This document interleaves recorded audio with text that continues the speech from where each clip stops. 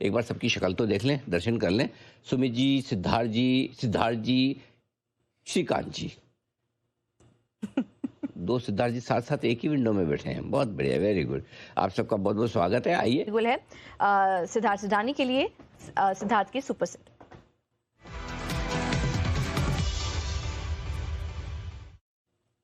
बताइए सर आपका स्टॉक।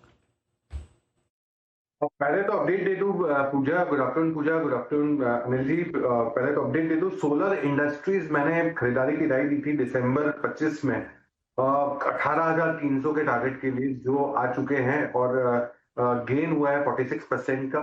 और अभी ये जो कॉल है वो भी सोलर इंडस्ट्रीज पे ही है, क्योंकि हमने अपडेट रिपोर्ट निकाला है सोलर इंडस्ट्रीज पे। अभी 18,400 के आसपास के प्राइस हैं। टारगेट आपको रखना है शॉर्ट टर्म ट्रेडर्स को 18,800 का, 18,800 का। पोजिशनली जो रुक सकते हैं वो 22,000 के टारगेट्स, नए टारगेट्स के लिए रुक सकते हैं 22,000। अक्टूबर 25 से, जैसे मैंने कहा, पिछले साल से रेकमेंड कर रहे हैं। Q4 की आय जबरदस्त 40% और मुनाफा 70% से ऊपर आए हैं। मार्जिन 400 बेसिस पॉइंट से बढ़ के आए हैं 50% के करीब के। मेनली बिकॉज की हाई मार्जिन प्रोडक्ट्स जैसे कि डिफेंस प्रोडक्ट्स में इनका ध्यान था, तो जिससे मार्जिन बेहतर हुए। ऑर्डर बुक 21,000 करोड़ के ऊपर के हैं, जिसमें से 18,000 करोड़ के ऑर्डर बुक सिर्फ डिफेंस के हैं। ओवरऑल इंडस्ट्रियल एक्सप्लोजिव्स में 23% का मार्केट शेयर है और डिफेंस में भी इनका मार्केट शेयर बेहतर होते जा रहा है। FY27 का जो आय है, इस ये गाइडेंस है 40% का, जो बढ़ सकता है। और ड्रोन्स, मिसाइल्स, ये सब नए सेगमेंट्स में एंटर कर रही है कंपनी।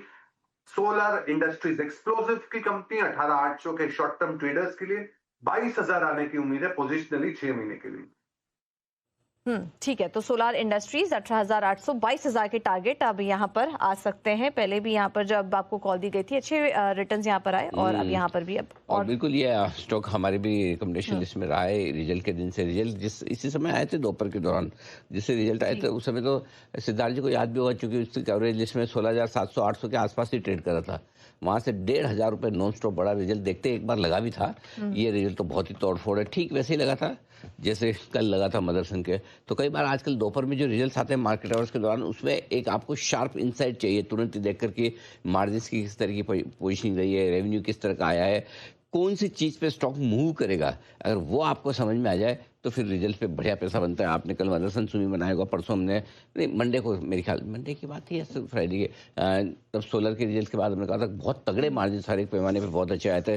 तभी करीबन 16,700-800 से 17,200-300 उसी दिन हो गया। उसके बाद स्टॉक में बढ़िया तेजी बनी है। 7 दिन का चार्ट दिखाई है, अपने आप समझ में आएगा। और सिद्धार्थ जी को भी एक बार फिर से बधाई। क्रिसमस के आसपास सिद्धार्थ जी ने जो काम किया वो अगली क्रिसमस तक याद रखा जाएगा और इतिहास के पन्नों में दर्ज हो चुका है। सिद्धार्थ जी, बधाई स्वीकार करें। धन्यवाद अनिल जी। और अनिल जी, आपको भी बधाई, क्योंकि सोलर इंडस्ट्रीज मुझे याद है कि आप भी कई समय से रेकमेंड कर रहे हैं और बहुत ही बेहतरीन कंपनी है अनिल जी।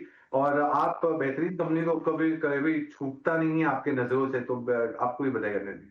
18% का शानदार रिटर्न आ चुका है सोलर इंडस्ट्रीज में। चलिए, एक बिगुल का वक्त है सिद्धार्थ जी के लिए, सिद्धार्थ की सुपर से।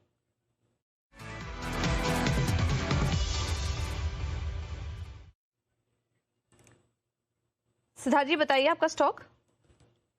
देखिए पूजा, बिल्कुल तो नहीं था, बट अंबर एंटरप्राइजेज आपने जो पूछा अभी बंसल जी को, अंबर एंटरप्राइजेज पे जरूर अपडेट देना चाहूंगा, क्योंकि हमारे जो टारगेट्स है वो रिवाइज हुए हैं। 8450 के टारगेट्स हुए हैं 8,450 के।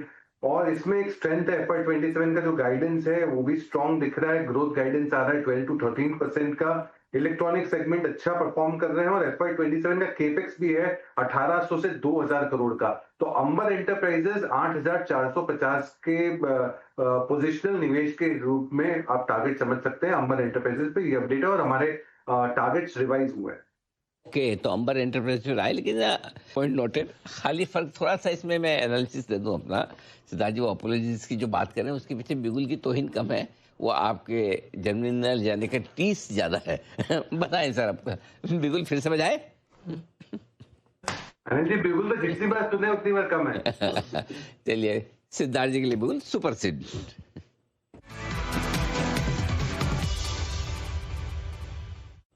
बताएं सर।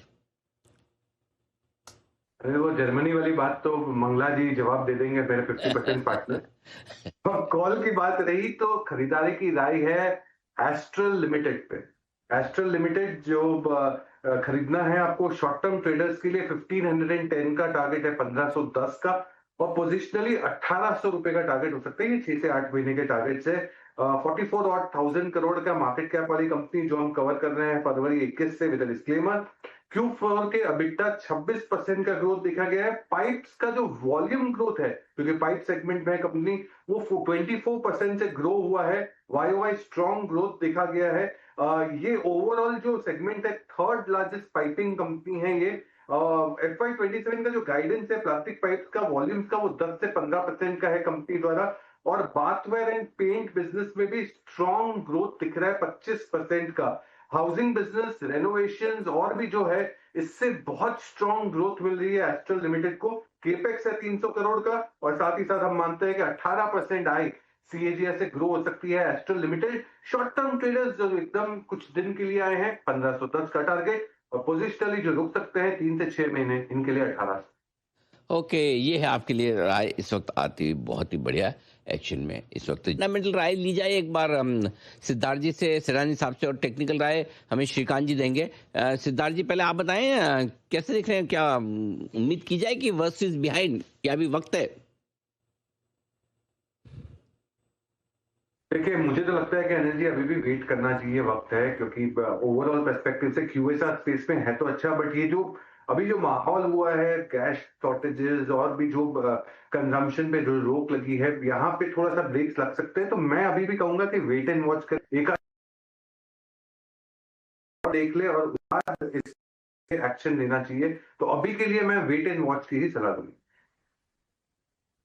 ये है आपके लिए जुबिलेंट फूड पर आइए इस बीच एक और बिगुल की फरमाइश है, और वो फरमाइश आई है सिद्धार्थ जी की तरफ से। आज सिद्धार्थ जी फुल फॉर्म में, सुपर सिद्ध।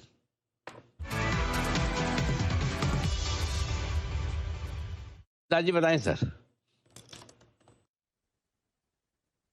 अनिल जी, खरीदना है प्रीमियर एनर्जीज।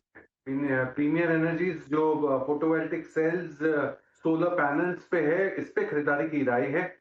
अभी जो CMP है 1000 रुपए के करीब का होगा। शॉर्ट टर्म ट्रेडर्स 1025 जो पोजिशनल 2 महीने के लिए भी रुक सकते हैं, उनके लिए 1107 भी आने की उम्मीद है। सितंबर 25 से, विद डिस्क्लेमर, हम रेकमेंड कर रहे हैं क्लाइंटों को। Q4 की रेवेन्यू 38%, मुनाफा 64%, बम्पर रिजल्ट।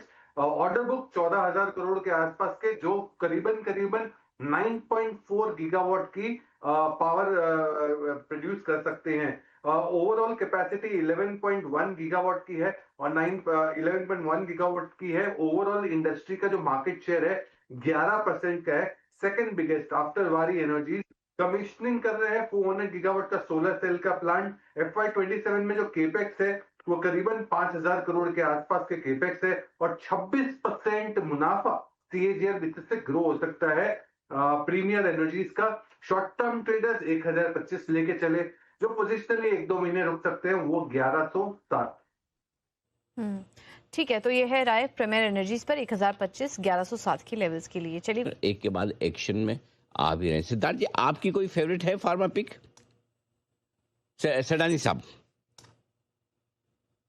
बिल्कुल है अनिल जी, वो तो डिवीज लैब है, डॉक्टर रेड्डी है, जो हमें काफी बेहतरीन लग रहा है, क्योंकि API स्पेस में जो सबसे बड़े दिग्गज है वो डिवीज लैब है। हमें लगता है कि डिवीज लैब बहुत ही बेहतरीन परफॉर्म कर सकता है medium to long term perspective से। फॉर्मुलेशन बिजनेस में doctor Reddy's is one space which we are looking very attractive. एक कंपनी थी एमक्योर फार्मा, उसका रिवाइज आज ही हमने उसका क्लोज कॉल किया, प्रॉफिट बुक किया, क्योंकि एमक्योर फार्मा जो सेमाग्लूटाइड में बहुत एग्रेसिव था, जो जिन्होंने नोवा नॉर्डिस्क के साथ टाइप किया, इसमें हमने प्रॉफिट बुक कर दिया है। अब नए टारगेट चाहते ही मैं अपडेट जरूर दूंगा। बट ये सब कंपनियां जो of course semaglutide plus API space में बहुत स्ट्रांग है, इन कंपनियों पे हमारा फुल फोकस है। और हमें लगता है कि फार्मा एज अ सेक्टर काफी अच्छा कर सकता है, क्योंकि IT कहीं ना कहीं वीक हो सकता है US की स्पेंडिंग कट्स के कारण। तो यहाँ पे फार्मा उसको रिप्लेस जरूर कर सकता है, जिसमें डिवीज लैब, डॉक्टर रेड्डी बेहतरीन स्टॉक है। ओके, तो ये है आपके लिए पूरे के पूरे स्टॉक्स जो जबरदस्त एक्शन में। आइए बढ़ते हैं। सिद्धार्थ जी, ग्रासिम, सिद्धार्थ सिद्धार्थ साहब आपसे सवाल होगा है। ग्रासिम, ये तो तीसरी तिमाही से ही हमने देखा था कि इनके नतीजों में सुधार दिखना शुरू हो चुका था और अब तो काफी पॉजिटिव ग्रोथ कमेंट्रीज निकल कर आ रही हैं मैनेजमेंट की तरफ से। तो जिनको फ्रेश एंट्री लेनी होगी, क्या अभी यहाँ पर एंट्री ले सकते हैं या फिर थोड़ा वेट करना चाहिए?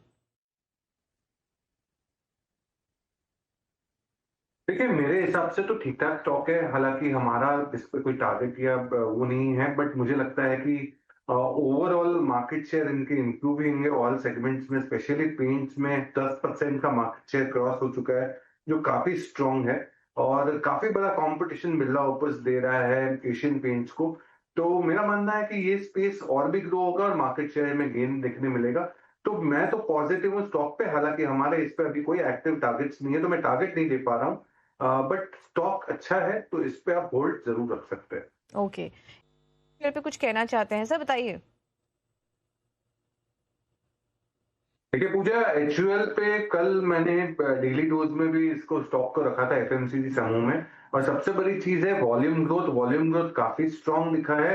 12 क्वार्टर के बाद ऐसा वॉल्यूम आया है जो 6% के करीब आया है, तो मुझे लगता है कि ये काफी मेंटेनेबल होगा आने वाले क्वार्टर में, और FY27 में स्पेशली जहां पे रूरल ग्रोथ में रिकवरी दिख रही है। तो 2700 रुपए का हमारे टारगेट है एचयूएल पे।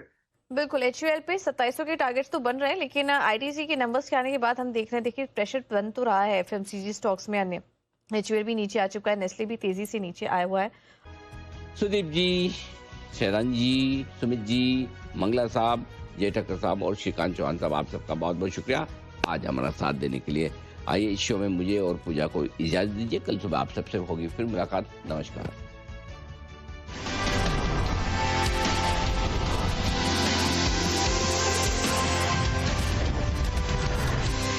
Investments in securities is subject to market risk.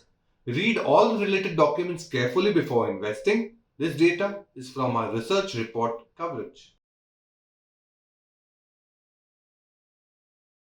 Investment in securities market are subject to market risks. Read all the related documents carefully before investing.